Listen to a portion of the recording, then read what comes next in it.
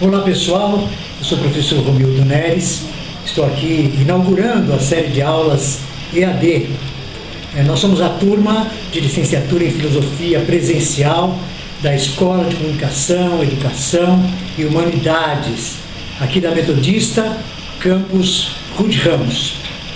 Pois bem, junto comigo estarão outros 4 professores, uma delas é a professora Margarete Ferreira, professor Wellington Armandilha, professor Luiz Carlos de Oliveira Lima, nosso professor internacional, e professor Bruno Farias. Este grupo vai, juntamente com você, fazer uma caminhada no ensino da filosofia. Esse ensino da filosofia vai entrar por várias áreas que você vai gostar. Você está aí, vai poder participar das aulas a qualquer momento. Então, você tem essa liberdade, né? No ensino EAD você faz o seu tempo.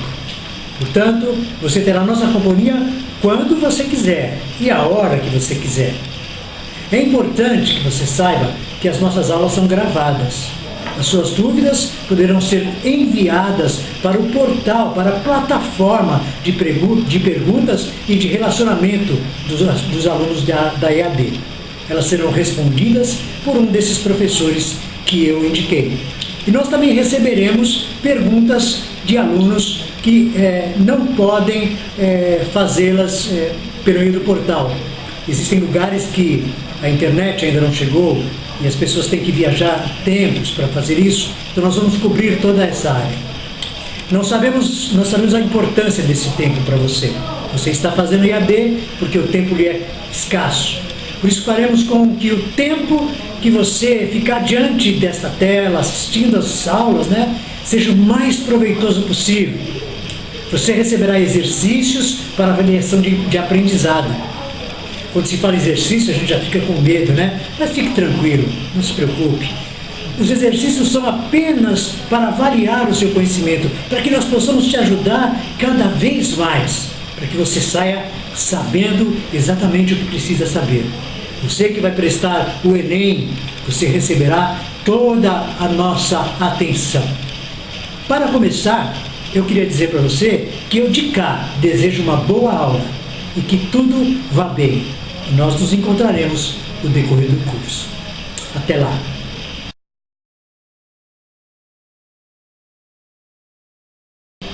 Olá, meu nome é Wellington Armandilha e eu sou um dos professores aqui do curso de EAD, curso de Filosofia. Hoje nós vamos trabalhar um filósofo francês chamado René Descartes. René Descartes é conhecido como o filósofo da dúvida.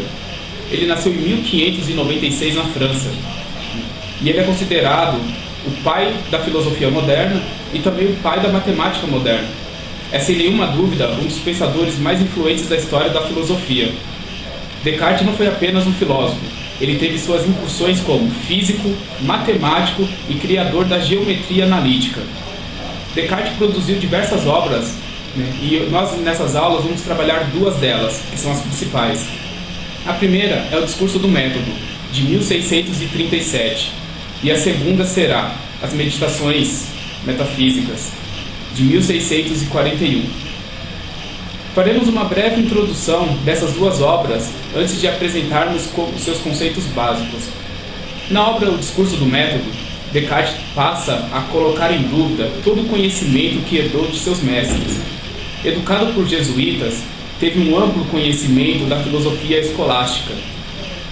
Descartes desconstruiu toda a sua base de conhecimento herdada por esses seus mestres, para empreender uma nova construção mais sólida da verdade. Ele criará o Discurso do Método, que inaugura a filosofia moderna. Foi escrito em língua dita como vulgar, que foi, no caso dele, o francês. Na época, as obras filosóficas eram escritas em latim e estavam voltadas para um público erudito, de círculos exclusivos, iniciando-se questões propriamente filosóficas. Descartes, porém, tem um outro propósito, que era o de alcançar um grande público, pessoas dotadas de bom senso e razão. Ele desejava que o assunto fosse popularizado. O desejo dele era propor o uso público da razão. E esse uso público da razão em Descartes não admitia discriminações ou limitações de gênero. As mulheres daquele período não eram interlocutoras de um ponto de vista filosófico, por um preconceito intelectual. Porém, Descartes, já superando esses preconceitos, entre suas interlocutoras preferidas estava nada mais, nada menos que a princesa Elizabeth da Alemanha. Mas para que serve, afinal, o discurso do método? Por exemplo, hoje vivemos em uma era chamada a Era da Informação. O senhor Google responde tudo e a todos. Conquanto haja nele muitas boas informações, nem sempre essas informações são verdadeiras, e sendo duvidosas, precisam de comprovação. O método não é uma doutrina. Ele é um sistema de operações que permite que se realize melhor uma determinada atividade. No caso de Descartes, a investigação de um saber verdadeiro.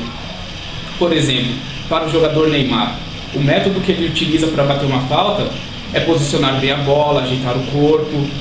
Esse é o método que ele utiliza. O método de Descartes foi aplicado em sua ideia na busca de fazer uma comprovação. Mas comprovação de quê? Para quê?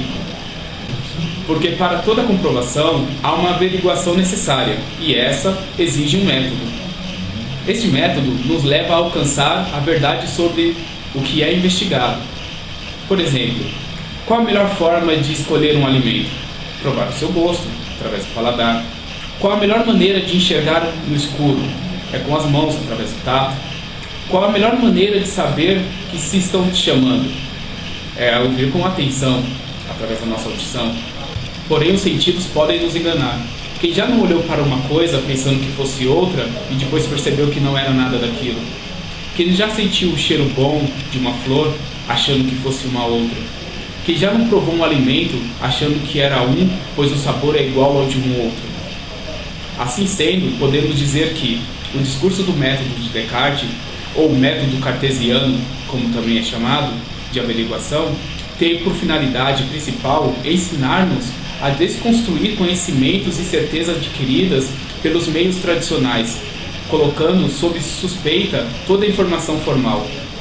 Descartes se volta contra todo pré-conhecimento, todo preconceito, pois a maneira com a qual pensamos nos induz frequentemente ao erro e à falsidade. Descartes, em sua proposta, diz que tudo que as ciências afirmam até então é falso. Essas ciências até agora não passaram de pseudociências e não afirmam nada mais senão pseudo-verdades. Ele diz, até agora não houve ciência. E por quê? Porque não procuramos bem a verdade, porque escolhemos o caminho errado nessa busca da verdade. O fracasso apresentado por Descartes é, portanto, atribuído à falta de um método. Descartes declara que a razão é a coisa mais bem distribuída do mundo e é naturalmente igual em todos os homens. De fato, todos os homens têm igual quantidade. Não é, pois, a razão, fundamentalmente, que distingue os homens entre si? Não é ela a principal responsável pelo estado deplorável em que se encontra o conhecimento? Por isso, acrescenta Descartes, mais importante de que ter uma boa razão é sabê-la conduzi-la bem. Sendo assim, o método cartesiano indica que encontraremos a verdade se bem conduzirmos a nossa razão. Mas ainda assim, a verdade só será a mesma para todos, ou verdade universal, se todos conduzirmos do mesmo modo a nossa razão. O ideal cartesiano é que a universalidade da ciência esteja intrinsecamente relacionada à universalidade do método. Para Descartes, o método tem em grande medida uma importância capital. Mas quando acontece tudo isso? Onde que Descartes fez todo esse trajeto? Em que terreno histórico ele está pisando? O período histórico em que tudo isso acontece é o período compreendido como o início da Idade Moderna, caracterizando por dois fatores marcantes, o absolutismo e o mercantilismo. Portanto, o método cartesiano tem a sua inauguração em um período que esteve marcado pela revolução do pensamento filosófico e científico. Sendo assim, o método cartesiano nasce deixando de lado as explicações religiosas que estiveram presentes em grande medida no período medieval. Mas vocês acham que Descartes chegou chegando? Como já foi dito na introdução dessa aula, Descartes foi criado em um ambiente religioso entre jesuítas. Sendo assim, esse período pode ser considerado um divisor de águas na inauguração de um método de investigação e a sua filosofia como ideia religiosa. É nessa altura que as investigações em busca de verdades necessitam de uma investigação imparcial. Assim sendo, inicia-se em dado momento uma luta pessoal de Descartes diante da influência da Igreja, de onde ele trouxe grande parte do conhecimento. O rompimento é iminente. O método investigado e a filosofia de René Descartes nasce colaborando na implantação de um novo mundo. Mas que mundo é este? É um mundo onde a fé não ordenará mais as relações humanas, mas essa ficará confinada a um lugar específico, que para Descartes seria o culto de cada um. A modernidade nasce no período de criação de novos métodos de investigação científica. Sendo assim, a construção de uma nova ciência exige não só um novo método, uma nova lógica, mas também uma nova filosofia. Era imperativo que a Igreja não invadisse as esferas dos costumes, da política, da filosofia e também da ciência em geral, como fizeram em grande medida na Idade Média. Agora a modernidade defendia a ideia de que a razão deveria permear todos os domínios da vida humana, numa atividade libertadora, voltada contra as formas dogmáticas. O discurso do método diz respeito à dúvida. Assim, podemos dizer que René Descartes inaugura a ficção filosófica da dúvida. A única certeza que tenho é a dúvida. E como podemos ter acesso a essas ideias verdadeiras, imune aos erros, quanto perseguidas? Segundo Descartes, seria por meio de um procedimento metódico e sistemático. Nesse contexto particular, o que propõe Descartes? Ele propõe que, em toda a nossa busca pela verdade, devemos agir como recomeçamos de novo, como se fosse a primeira vez de nossa investigação, não confiando em nada do que até agora se construiu. A ideia é reconstruir tudo do ponto zero, com muita cautela e sensatez, porque não queremos tomar por verdadeiro o que afinal é falso. Para que não mais consideremos como verdadeiro o que na realidade é falso, torna-se crucial a questão do método. É do método que dependerá o sucesso ou o fracasso da tarefa que empreenderemos. O método servirá de guia para a busca da verdade e do conhecimento. Por isso, o método permite distinguir o verdadeiro do falso. O empreendimento é de reconstruir todo o saber em novos e sólidos alicerces, porque, sobre fundamentos minados, cai por terra tudo que eles foi edificado. Bom, agora farei uma breve recapitulação da nossa aula, acerca do discurso do método. Bom, para Descartes, então, nunca se deve aceitar coisa alguma como verdadeira sem que a conheça como tal. Assim procedendo, não incluirei em meus juízos nada além daquilo que se apresente clara e distintamente ao meu espírito. As primeiras sementes de verdade depositadas pela natureza no espírito humano e em grande medida por nós abafadas devido à leitura e à audição cotidiana de erros. Dividir cada uma das dificuldades, examinando-as tantas parcelas quanto forem possíveis e necessárias para poder resolvê-las. Conduzir por ordem os meus pensamentos, começando pelos objetos mais simples até chegar aos mais complicados, mais complexos. Fazer tudo em enumerações tão completas e tão gerais que se eu tivesse certeza de nada omitir. Bom,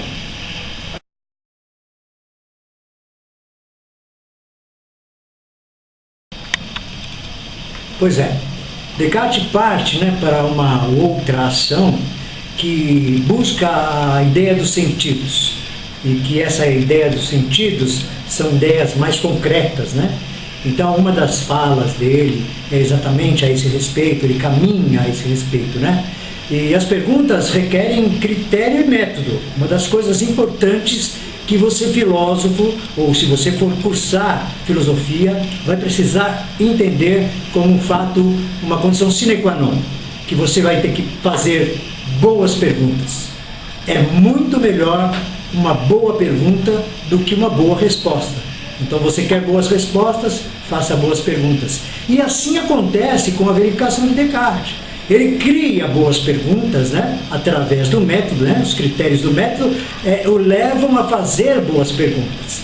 A explicação racional é o que ele busca, uma explicação que seja completa de tudo, né?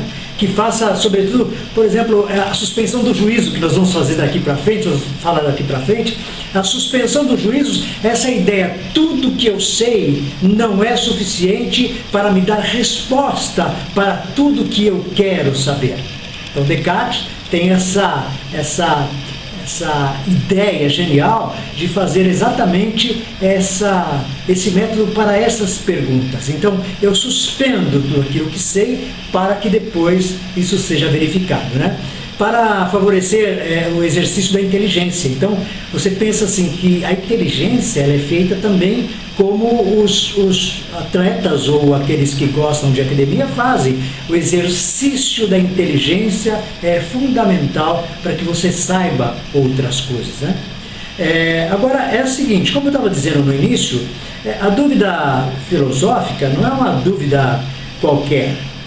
Então, o Descartes, ou a dúvida metódica cartesiana, ela vai dizer o seguinte, ela vai fazer primeiro uma dúvida sensível, isso é importante. E o que é essa dúvida sensível? Então, no processo das perguntas, nós precisamos descobrir o que é uma dúvida sensível. A dúvida sensível é aquela que nos leva a desconfiar dos sentidos. Lembram na aula do professor Fernando, como foi interessantíssimo, quando ele diz assim, os sentidos nos enganam. Quando ele fez um comentário belíssimo, quando ele diz assim, eu achei fantástico, quando ele disse assim, a melhor maneira de enxergar no escuro é com as mãos, né? A melhor maneira de saber o sabor é provar o gosto. Então, Descartes põe inicialmente a dúvida desses sentidos como a dúvida sensível, né? Os olhos mostram, por exemplo, ele faz uma citação, isso no seu livro Meditações, que nossos olhos veem o sol e achamos ele pequeno, né? Mas de verdade ele é extremamente grande, ele faz uma função fundamental para a Terra. Então, é nesse sentido que Descartes está fazendo essa asseveração de que os sentidos precisam ser colocados à prova porque eles também nos enganam. Outra dúvida que está contida nessas questões da dúvida cartesiana é a dúvida do sonho. Você, por acaso, já assim como eu, deve ter tido um sonho onde você está caindo de um prédio. E o sonho é tão real que você acorda subitamente suado, ofegante, como se você estivesse mesmo caindo de um prédio, né? Então Descartes faz esse link, né? Que o sonho pode ser aquilo que nós estejamos vivendo hoje. Então talvez esta aula para você seja apenas um sonho, ou dar essa aula para mim talvez seja apenas um sonho. E se você já sonhou que estava caindo do prédio, percebe que esse sonho depois nos traz um alívio e dá-nos a impressão de que as coisas estão todas em ordem, né? Descartes então pergunta assim, como podemos saber se estamos sonhando ou não? E eu queria citar para você, na meditação 1, nós vamos evidentemente comentar en passant as meditações, mas você verá que lá na meditação, Descartes faz exatamente o seguinte. Ele diz assim, olha, eu tenho uma frequência de sonhos noturnos, né, que me levam a pensar que eu estou sentado numa mesa, estou escrevendo alguma coisa, estou vestido, mas quando acordo percebo que estou deitado nu na minha cama. Talvez fosse um costume daquela região ou daquela época, né, dormir nu. Então Descartes faz essa asseveração que eu acho interessante para dizer que os sonhos também podem nos enganar. E esses sonhos são parte dessa elaboração da filosofia de Descartes, né? E em seguida Descartes vai falar sobre a dúvida metafísica. Descartes tem assim um apreço muito grande pela metafísica. Tanto é que no seu livro ele conta uma analogia falando de uma árvore que tem as suas raízes metafísicas, seu tronco, e a filosofia é como se fosse um fruto nas pontas dos galhos. Então ela está contida. Então a metafísica é a base para tudo, né? Agora, o que é uma dúvida metafísica, né? Talvez você esteja se familiarizando com essa palavra agora, né? A dúvida metafísica vai atingir as verdades racionais, aquelas verdades que você tem dos objetos que você vê, né? É aí que você faz a suspensão desse conhecimento, né? E esse juízo, né, da existência das coisas vai extrair mentalmente as ideias dos objetos. É uma coisa interessante que mais para frente nós vamos talvez exercitar nas nossas conversas, nas nossas aulas, né? A matemática, junto com as noções que estuda, poderia não corresponder à realidade, por exemplo. Essa é a ideia que é a metafísica. Eu sei que 2 mais 3 são 5, mas talvez não seja 5. Essa diferença que Descartes caminha, e quando você for ler o livro que nós vamos indicar, você evidentemente vai saber. Então, na dúvida metafísica, né, nós podemos ser enganados inclusive por um Deus que é um Deus soberano, um Deus que cuida de todas as coisas, mas que em determinado momento ele, olhando a nossa fraqueza, nos engana. Então é como se fosse um Deus enganador, um Deus que tem o desejo de nos enganar, ou melhor ainda, ele tem o poder de nos enganar. Bem, nós vamos falar desse Deus enganador um pouquinho para frente, para você só ficar pensando nesse Deus enganador. Eu queria dar ênfase também, né, na questão do erro dos sentidos. Eu acho que eu passei um pouco, assim, muito rápido na questão do erro dos sentidos. Eu gostaria de deixar um pouco mais entendível para você, inteligível, né? Então, o argumento do erro dos sentidos é o seguinte: o conhecimento que se origina da percepção sensorial é confiável por muitas vezes, mas na maioria das vezes eles os enganam. Então, você entendeu? Então, nos sentidos, o que eu quero enfatizar é que eles podem nos enganar. E esta é uma proposição de Descartes, que ele talvez estivesse sendo enganado por esses sentidos. O argumento dos sonhos, do sonho, né, vai dizer assim: não há nada que possa garantir que se eu estou aqui, de fato estou aqui. Percebe? Então, essas questões para Descartes são importantes, e é por isso que nós falamos desse Deus que cuida de tudo, que também pode ser enganador, porque o argumento do Deus enganador é um Deus que tem poderes de ter criado você de tal maneira que se engane sempre ou engane você. É interessante isso, né? Assim, como ele é o detentor de todo saber, ele pode estar te encobrindo determinadas coisas que não são reveladas. É claro que para este tipo de argumentação nós precisamos caminhar um pouco mais, precisamos criar um pouco mais de fôlego filosófico, de fôlego acadêmico, mas você vai conseguir. Nós vamos caminhar a ponto de que você consiga. E tem o argumento também do gênio do mal, que não é exatamente esse Deus enganador. O gênio do mal, ou o gênio maligno, né? Ele pode pegar qualquer coisa, pessoa ou ideia para te levar ao erro. Então a ideia dele é esta, fundamentalmente esta. Descartes está desconfiado de tudo.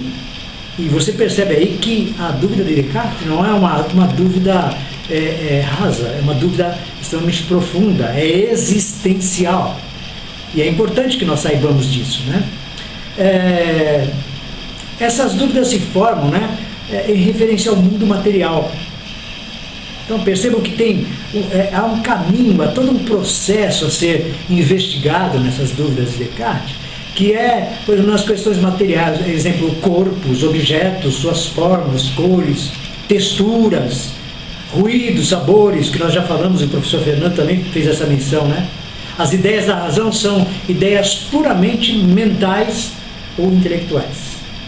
Então elas estão acima do pensar visível, do ver, né?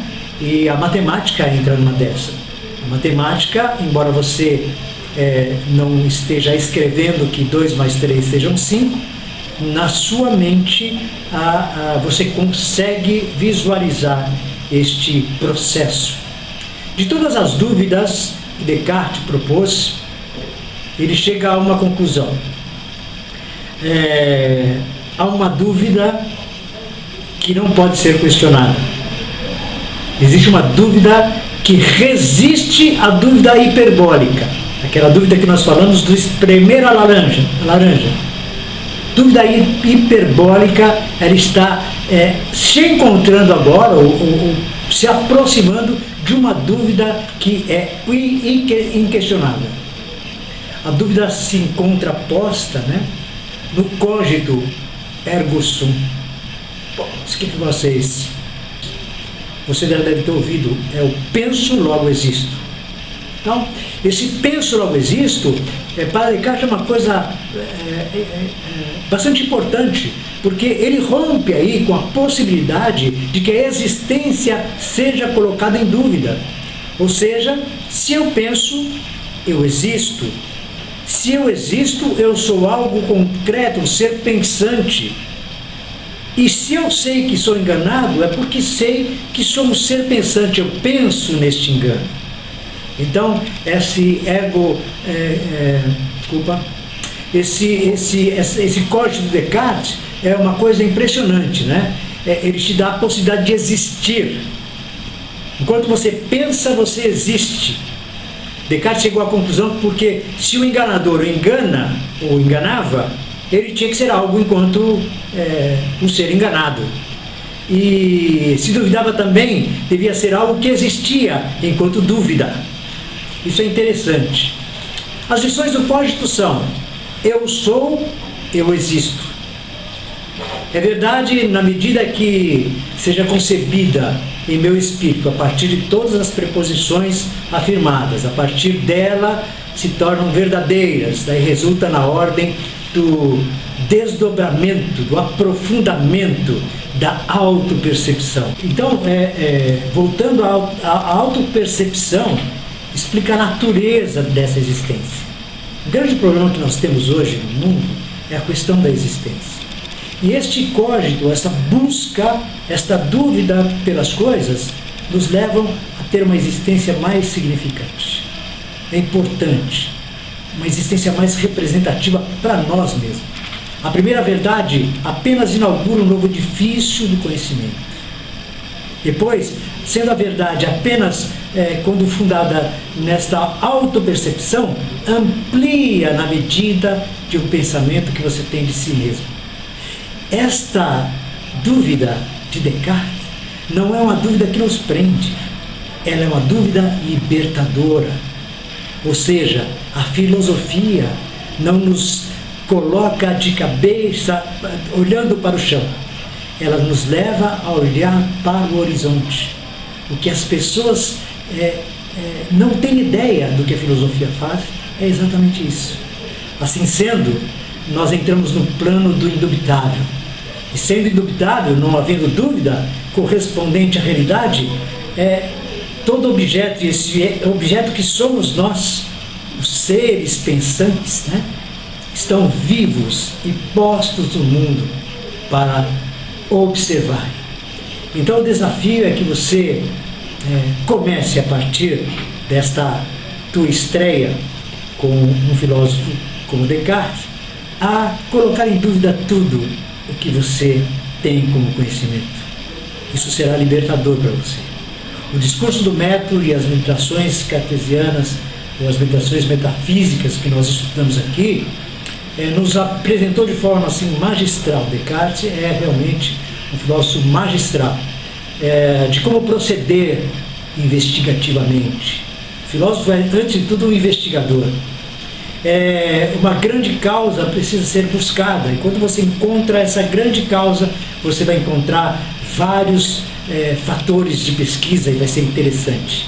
Ela foi determinante para a busca das origens da filosofia, essencial para todos nós, tanto para as coisas materiais como as imateriais. Você vai ficar, depois dessa nossa aula, com a nossa coordenadora, a professora Margarete, que vai apresentar nosso plano de estudos, para que você tenha um bom proveito. Pense em tudo aquilo que nós dissemos aqui. Eu desejo para você boa sorte e boa filosofia.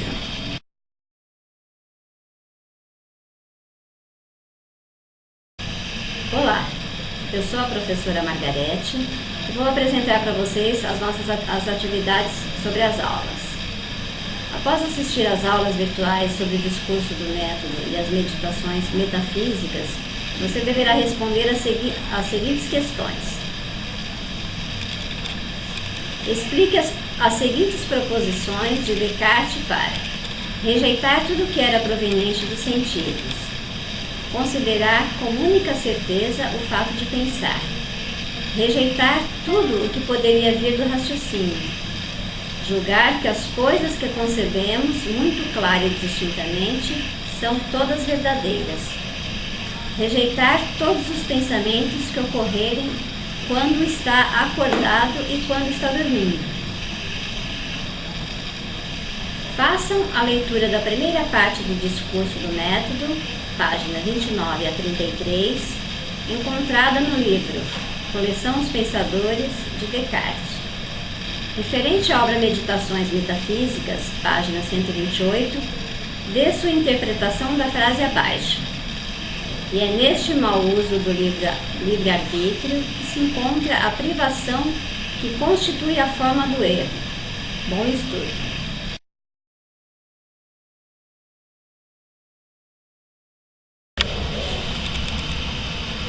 Olá, eu sou o professor Luiz Carlos e juntamente com os meus colegas estamos aqui para ajudá-los a solucionar dúvidas que vocês nos enviaram para a nossa plataforma.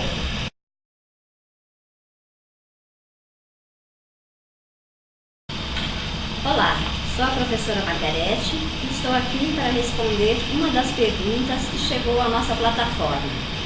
A primeira pergunta é: o que distingue o primeiro e segundo níveis da aplicação da dúvida? Descartes fala sobre a possibilidade dos erros perceptíveis e põe em causa os sentidos sobre as propriedades e qualidades dos objetos sensíveis que existem no mundo. No segundo nível, o argumento é a impossibilidade de encontrar um critério que distingua o sonho de realidade. Em ambos os casos, mostra-se que não se pode confiar na experiência sensível. Olá, caros alunos, eu sou o professor Bruno e eu estou aqui para esclarecer algumas das dúvidas que foram enviadas à nossa plataforma digital. Por que razão não se pode afirmar que Descartes é um cético? Consegue, contudo, Descartes suplantar completamente o argumento cético de que o conhecimento não é possível? Descartes não é e nunca foi um cético. O ceticismo é precisamente o seu adversário. Ele argumenta que há crenças básicas que sustentam a si próprias. Essas crenças são a existência do sujeito pensante, a distinção entre a alma e o corpo e a existência de Deus. Olá, sou o professor Luiz e estou de volta com um outro questionamento. O que significa dizer que a dúvida é hiperbólica?